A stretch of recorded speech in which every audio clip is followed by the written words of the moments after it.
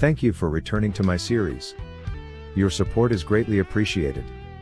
Please click the like and subscribe button as it helps support my ranking on YouTube. If you know anyone who suffers from this affliction, please share this with them. My first exacerbation came out of left field. It had been at least 3 or 4 years since I had initially been diagnosed with COPD. Until that flare-up arrived, I was blissfully unaware of how serious my condition was. So much so, that I failed to take my medication as directed. The cost of the medication was one factor. The other was simply due to my failure to comprehend that I needed it. It wasn't until my first flare-up that I was also prescribed Ventolin as a short-term relief puffer. Allow me to preface this with a little brief backstory of my life. At the time, I was working in the entertainment industry. I owned a recording studio and I worked as a music producer, a film score composer, and I wrote the odd screenplay. As a score composer, I often worked with a co-writer. One of the films I co-scored was Agent Provocateur starring Jane March, Lilo Brancato, and Nick Mancuso. Another was The Spreading Ground starring Dennis Hopper, Leslie Hope, and Frederick Forrest. I was also credited as a co-writer for the screenplay. My studio was called Kinetic Sight and Sound, and in its last 3 years of existence, it was merged with Studio 92, a facility which I had bought out in 2012 from its previous owner. I eventually had to sell off and retire in 2015 due to my health issues, but that's another story for a future episode.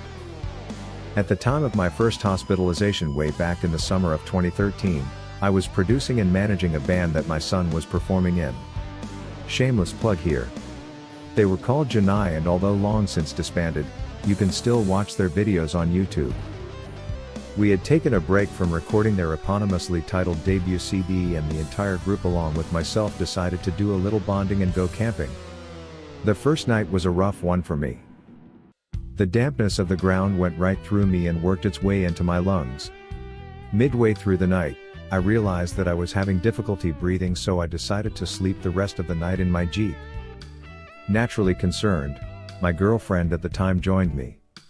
The following day, I seemed to be okay, so I brushed it off as not being such a big deal. But by the time we all went back to the city, a full-on chest cold had developed, or so I thought.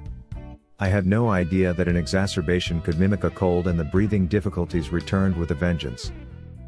I was literally on my knees, bent forward, leaning on my elbows with my chest slanted downward as I tried to expel the sticky mucus that was clogging my airways. I had scheduled a band meeting the following morning and everyone was to meet at my house, so I was loath to cancel it. But by the time morning had arrived, I had become so weak that I could barely brush my teeth, let alone stand up without getting winded. Something was seriously wrong. I struggled through the meeting, and immediately thereafter, I asked my girlfriend to call an ambulance. Little did I know, but at that time, my life would drastically change for the worse. And change, it certainly did. When the ambulance arrived, the medics quickly assessed my condition and saw that my blood oxygen level was dangerously low. I was on the verge of hypoxia. I was whisked away to Toronto Western Hospital, where I was triaged upon arrival at the emergency department, and 8 hours later, I was admitted to a private room. Initially, the doctors weren't quite sure what they were dealing with.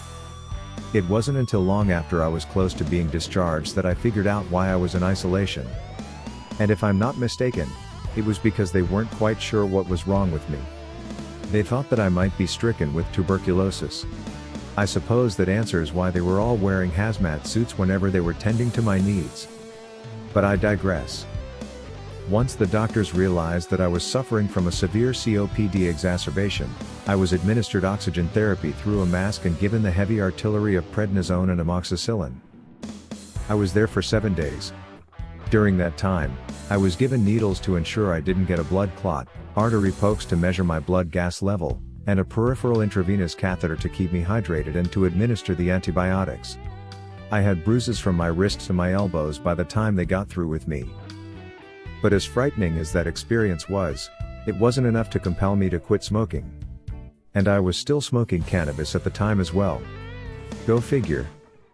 I hope this provides you with a bit of insight so that you'll know what to expect should you require similar medical assistance. Just a friendly reminder, Please click on the like and subscribe buttons and share with others who might find this information helpful.